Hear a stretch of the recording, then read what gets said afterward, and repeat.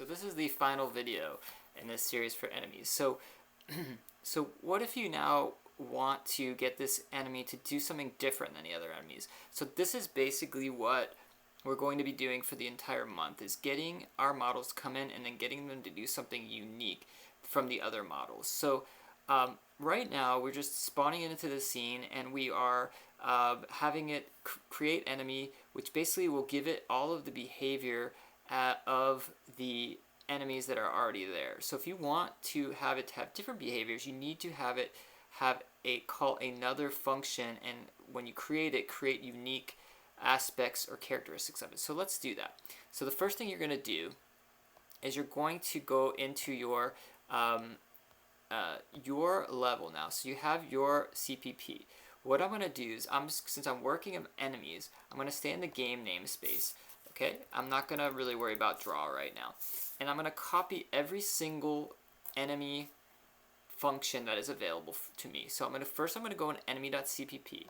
And enemy.cpp has several functions. You have create enemy, update enemy, you have reset enemy, don't worry about that one, we're not going to use that. You have shatter, don't worry about that one because you're not going to be doing shattering anymore for the most part.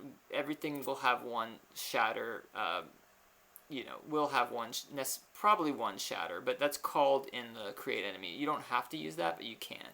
And then you have the create boss level 1, and you have update boss level 1. And then you have shoot boss level 1. So what I'm going to do is I'm going to basically just take all of this, right? All of it. And I'm going to go ahead and paste it into my function here, okay? All right, now the first thing I'm going to do is I'm going to delete shatter, because shatter is a very specific type of function. Unless you can always call it from your function, but we don't need it named. We don't need it twice in our game. Okay. The second thing I'm going to do is I'm going to go into bullet, because bullet has a function as well, and we have what's called, let's see here, we have create boss bullet, and we have update, I believe update boss bullet is in there as well. So we're going to go ahead and create boss bullet, and we're going to go ahead and copy that, because that was one. Alright, so there. I don't know if there is an update boss bullet. Let's see real quick. I don't think there is. There's create bullet, and there's update, just update bullet. So I think you can just use update bullet for, you can use that as well to get the bullet just to move across the screen at a certain velocity. So we can keep that one there for now. So go ahead back into your scene, and we're going to go ahead and paste that in here. Okay, now the next thing that you're going to do, so now you have all this raw material to work with as far as enemies. The next thing you're going to do is you're going to change the name of everything, because you don't want to have multiple definitions. So what we're going to do is we're going to say update, we're just going to put my for now. It could be the balloon, it could be anything, but we're just going to go ahead and put my. So my enemy, okay, create my enemy, and we're going to get rid of reset enemy. This is not used yet. This is going to be used potentially in the future to make things a little bit easier for us, but don't worry about that right now. Okay, and we're going to do create my boss. So I'll get rid of level 1 and just call it my boss. And we're going to go down here, and we're going to update my boss. So that's going to give you a lot there, and then you're going to do shoot my boss. Now he's not, don't do that in real life, but shoot my boss. Okay, so that way also when you search things, it's all sort of, the shoots stay together. You put what, the specifics at the end of the function. So that's kind of a naming convention. And then create bullet my boss. Okay, so now you don't have to worry about multiple definitions. Okay, now the next thing you're going to do is you're going to, you need to alter the functions so that it actually has the desired behavior that you want. So what we're going to do is, if you look right now, what does CreateEnemy do? CreateEnemy creates an enemy with all of these components, gives it these shatter abilities, and starts it off on a random velocity in a random direction. Okay, so if you wanted to not have it go into a random direction, you could take this out and actually set the direction yourself. But we'll keep it as random for now, and you could also change some of the sound effects for it. You'd have to create your own sound effects and things like that. We'll leave that all alone for now, just because we're trying to keep the example kind of simple. All right, so now in update is basically for your enemy is going to basically keep you moving in the direction that you're going. So if you change this from random to just go to the right, you will keep going to the right until you hit a wall, and then you'll bounce back, because that's the behavior that all enemies have when they hit walls at this point. Okay, create my boss, same thing. Except in this case I have it going just left and right. So I took out the random and I just have it going to the right, and then it hits the wall and goes back and forth. Okay. And then for update the boss, again, it's just going to keep going, except that the boss can shoot. So every frame, the boss is going to see if the cooldown has happened. If it has happened, then it's going to shoot. And the cooldown is basically just your delta time. You subtract it from your cooldown, which is cooldown is part of the cannot shoot.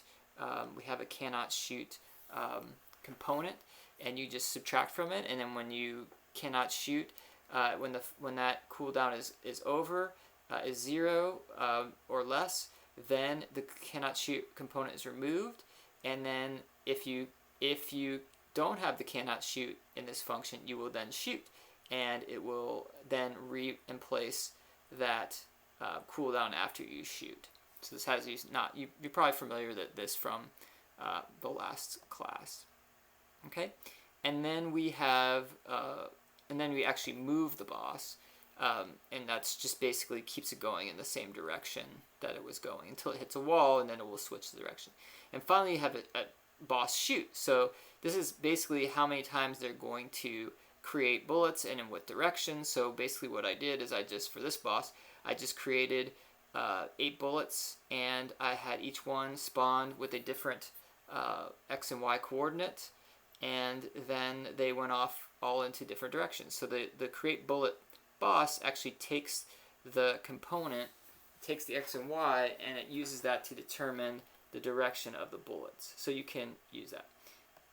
And then finally you have create the actual bullet, which is coming off the boss, and it's just important that you create the bullet as a boss bullet or an enemy bullet, because otherwise if it hits itself, it'll actually hurt itself. So we actually create this enemy bullet component so that it won't hurt the boss or other enemies. Okay, and there's various things on getting the bullet to go different directions and move around and things like that.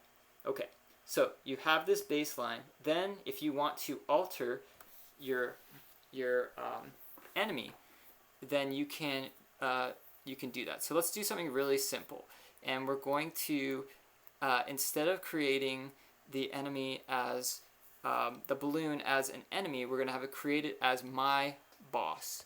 So let's go ahead and go back to your level manager, and so where you have your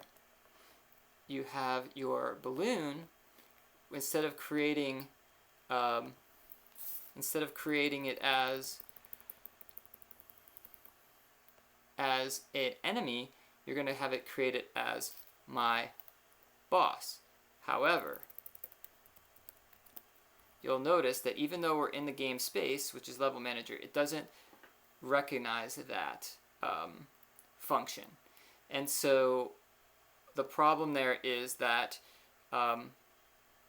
you haven't declared it in a header where we know that it exists. So first of all, just let me see here. So let's go ahead and you can still use the same spawner function. okay, that's not a problem.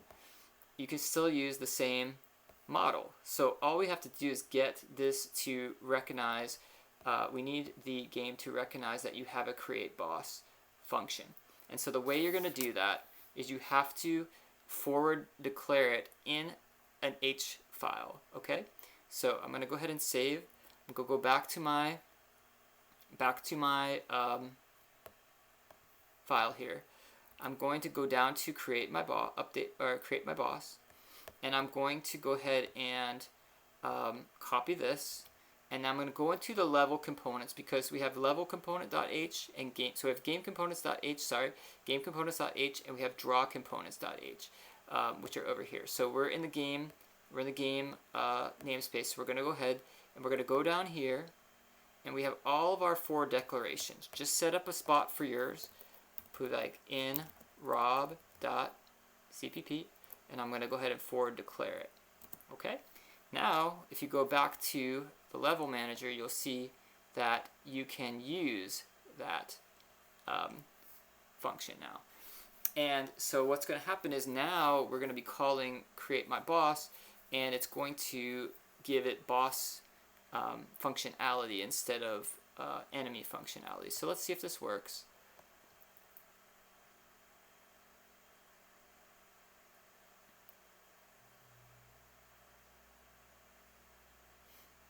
Should work because we're still using the other functions that were previously created. We're not using your my level functions yet. So let's see.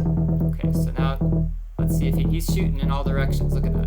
Okay, so he's now got boss functionality. All right, so that's pretty cool. So whatever you put into your functions is what that boss is going to do. So I'm going to stop the video right here, and when I come back, I'm going to use go into the functions that we have here, and I'm going to make your boss just a little bit unique compared to other bosses, and so it's going to require us to do a little bit more work to make sure that that function, make sure that the boss behaves appropriately. So we're going to have to actually update them separately from the current my bosses or current bosses. So we're going to stop there.